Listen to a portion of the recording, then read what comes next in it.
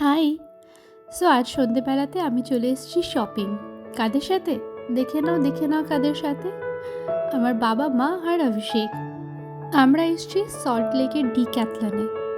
কিছু winter clothes কিনতে for my parents as well as they are getting some shoes. আমার বাবার জন্য তো পারফেক্ট পেয়ার অফ শুজ খুঁজে পাওয়াটা একটা বড় স্ট্রাগল ছিল।